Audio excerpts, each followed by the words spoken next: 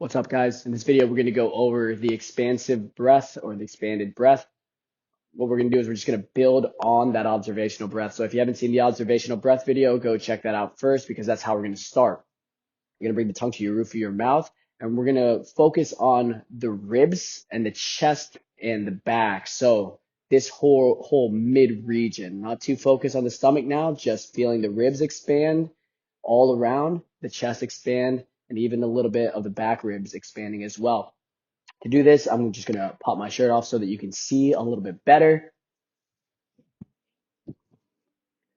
And we're going to go into this focus with just observation, right? So don't try to expand your ribs anymore. Just see what your current baseline is.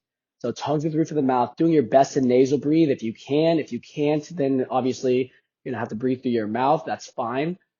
Taking a baseline. So this is the baseline. At the end, we're going to retest after we do that expanded breath. So tongue to the roof of the mouth, focus on the ribs, just starting to continue to observe your breath, just like your observational breath, taking your natural inhales, natural exhales,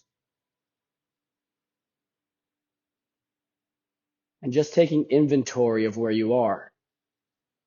You can kind of have a little rough idea of how much air you're getting in, how much air is going out, how much your ribs are expanding, kind of where you feel the expansion most. There's some places you may not feel it, that's fine.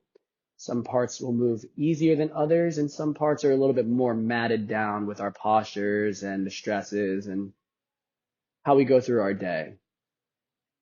So you continue to take a few more just to really lock in where your baseline is.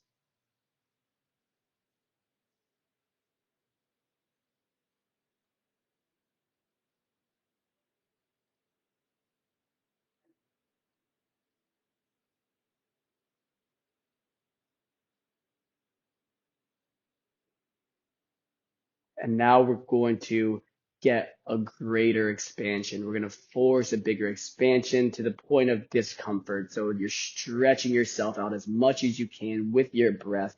Biggest inhales to the point of slight discomfort, and then you'll exhale as controlled as possible. Want to be as controlled as possible because it's just like a negative when we're working out our muscles. We want to gain the control over the system so we don't have to think about taking a bigger inhale. It's just going to start to increase our container naturally. So we found our container to begin with. We're going to increase the expansion exponentially to the point of discomfort, going past what we think we can handle, and then exhale slowly to control that.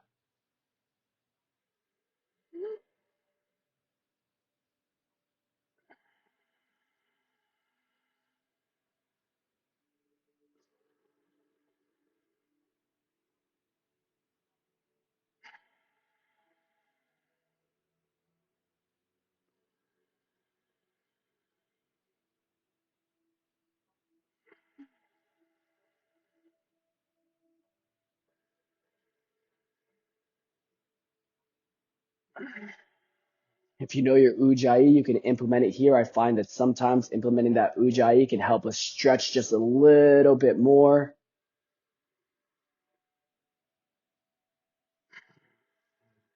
Sometimes I'll wing my arms out a bit to allow my ribs to come more around to get more space to the lungs.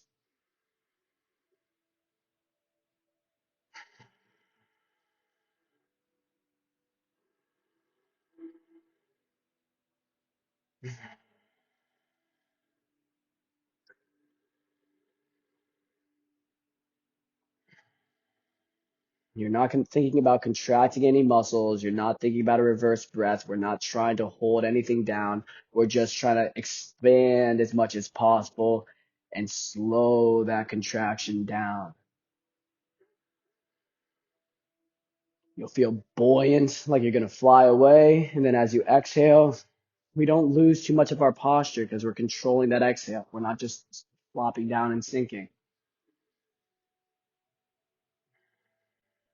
One more here, as big as you can, each breath more expansive than the last, and slow the exhale down. And keeping your awareness in that area, you'll continue to breathe naturally. It's like a test and retest. So now we're just seeing compared to our baseline, if you can remember your baseline, do you feel like you can get more air in? Do you feel more controlled on the way out? Not trying to expand anymore, just letting your breath breathe you, just letting your breath in and out. That expansive breath will unglue a lot of things. If you felt that increase, that's amazing. If you didn't, you may want to try a little bit longer practice. A lot of times I'll use this for almost a warm up into my deeper pranayama practices or my deeper breath work. I'll use this to feel a little unglued, and that way I'll be able to have a natural baseline so that when I go into a more intensive practice, I'm more prepared, kind of like warming up. But this is a great standalone as well. It's a great standalone technique. All right. Try that. Keep practicing. Let me know how it goes.